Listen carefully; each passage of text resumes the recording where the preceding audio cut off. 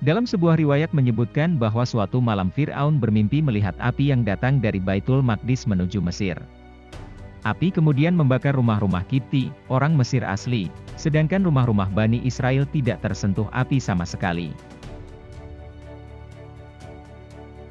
Mimpi ini ditafsirkan bahwa kekuasaan Fir'aun akan tumbang di tangan seorang laki-laki dari Bani Israel.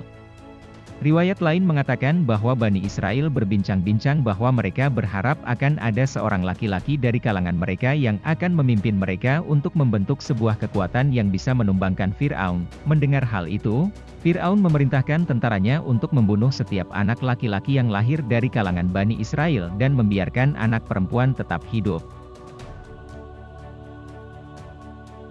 Fir'aun adalah sebutan setiap penguasa Mesir pada waktu itu, sebagaimana sebutan Kisra untuk setiap penguasa Persia, Kaisar untuk setiap penguasa Romawi, Najasyi untuk setiap penguasa Habasyah, Tubba untuk setiap penguasa Yaman, Batlimus untuk setiap penguasa India. Adapun nama Fir'aun di masa Nabi Musa adalah Al-Walid bin Mus'ab bin Ar-Rayyan atau Al-Walid bin Ar-Rayyan yang berasal dari Bani Amlik bin Wilad bin Iram bin Sem bin Nuh. Ada pertanyaan mengapa penguasa Mesir pada masa Nabi Yusuf tidak disebut Fir'aun. Sebagian ahli sejarah mengatakan bahwa penguasa Mesir pada masa Nabi Yusuf disebut Al-Malik, Raja, tidak disebut Fir'aun, karena kedua penguasa ini berbeda asal daerahnya. Penguasa Mesir pada masa Nabi Yusuf berasal dari Mesir pesisir, sehingga mudah untuk menerima perubahan. Sedang Fir'aun pada masa Nabi Musa berasal dari pedalaman Mesir, yang mempunyai watak dan karakter keras dan kolot, tidak mudah menerima orang-orang dari luar kalangan mereka. Dari keterangan di atas, dipahami kenapa penguasa, Raja, Mesir pada masa Nabi Yusuf percaya kepada Nabi Yusuf dan mengikuti agama Nabi Yusuf, Islam, kemudian diikuti oleh rakyatnya. Berbeda dengan penguasa Mesir masa Nabi Musa, yaitu Fir'aun yang tidak mau menerima dakwah Nabi Musa walaupun sudah didatangkan berbagai mukjizat di hadapannya. Al-Quran secara khusus menyinggung masalah Fir'aun di dalam surat Al-Baqarah ayat 49. Dan, ingatlah, ketika kami selamatkan kamu dari Fir'aun dan pengikut-pengikutnya, mereka menimpakan kepadamu siksaan yang seberat-beratnya, mereka menyembelih anak-anakmu yang laki-laki dan membiarkan hidup anak-anakmu yang perempuan. Dan pada yang demikian itu terdapat cobaan-cobaan yang besar dari Tuhanmu. Pada ayat tersebut disebut Ali Fir'aun atau sering diartikan keluarga Fir'aun. Apa sebenarnya arti Ali? Bahwa Ali artinya adalah kaum dan pengikut agamanya, termasuk di dalamnya keluarga atau kerabatnya. Kalau disebut Ali Fir'aun berarti keluarga, pengikut, tentaranya yang mendukung dan membela, dan mereka satu agama dengannya. Begitu juga Ali Muhammad berarti keluarga, pengikut, pembela dan pendukungnya yang mengikuti ajaran dan agama Nabi Muhammad. Makna di atas berlaku untuk penyebutan Ali Ibrahim dan Ali Imran. Sebagian mengatakan bahwa Ali artinya keluarga dan kerabat. Pendapat ini kurang tepat, karena Abu Lahab dan Abu Jahal bukan termasuk Ali Muhammad, walaupun mereka berdua masih ada hubungan kerabat dengan Nabi Muhammad.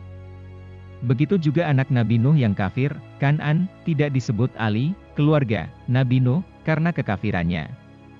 Allah Subhanahu wa Ta'ala berfirman. Dia, Allah, berfirman, wahai Nuh, sesungguhnya dia bukanlah termasuk keluargamu, karena perbuatannya sungguh tidak baik. Sebab itu jangan engkau memohon kepadaku sesuatu yang tidak engkau ketahui hakikatnya. Aku menasihatimu agar engkau tidak termasuk orang yang bodoh.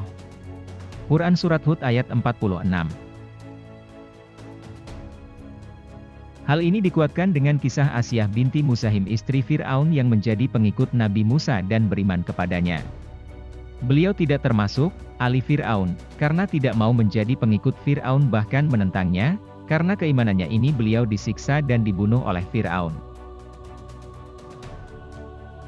Allah Subhanahu wa Ta'ala berfirman memuji keteguhannya di dalam mempertahankan keyakinannya, dan Allah membuat perumpamaan bagi orang-orang yang beriman, istri Fir'aun, ketika dia berkata, "Ya Tuhanku, bangunkanlah untukku sebuah rumah di sisi-Mu dalam surga dan selamatkanlah aku dari Fir'aun dan perbuatannya, dan selamatkanlah aku dari kaum yang zalim."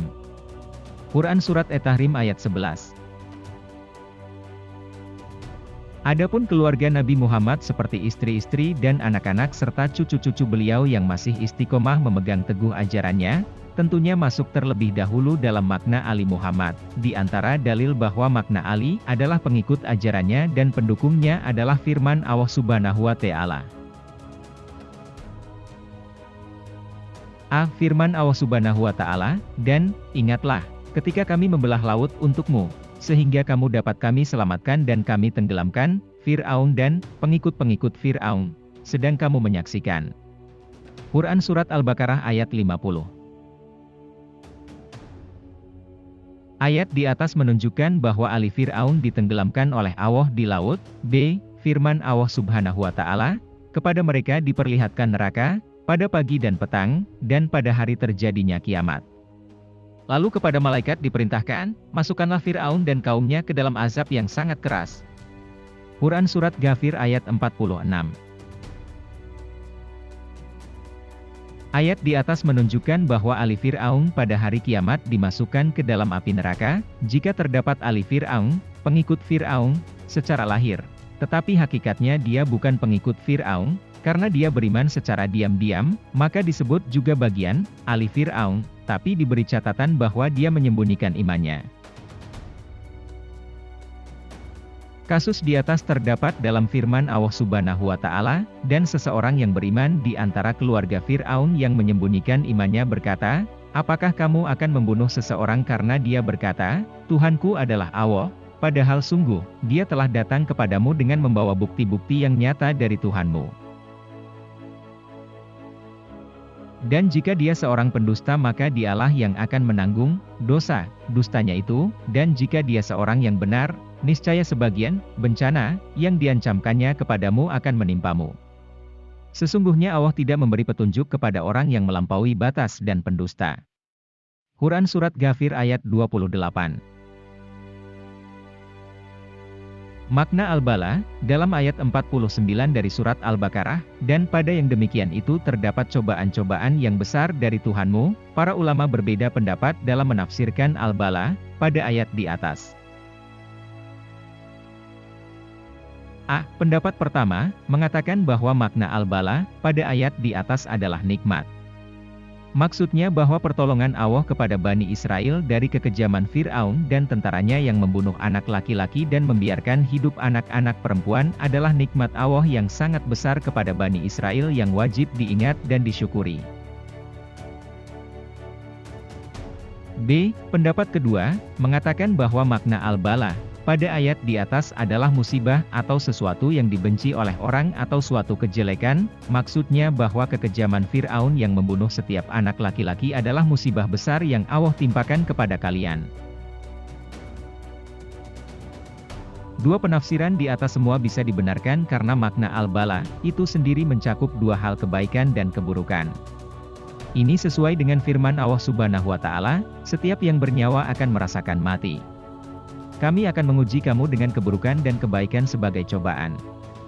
Dan kamu akan dikembalikan hanya kepada kami. Quran Surat Al-Anbiya ayat 35. Ini dikuatkan dengan firman Allah Subhanahu wa Ta'ala, dan kami pecahkan mereka di dunia ini menjadi beberapa golongan, di antaranya ada orang-orang yang saleh dan ada yang tidak demikian. Dan kami uji mereka dengan nikmat yang baik-baik dan bencana yang buruk-buruk, agar mereka kembali kepada kebenaran. Quran Surat Al-Araf ayat 168. Wallahu alam.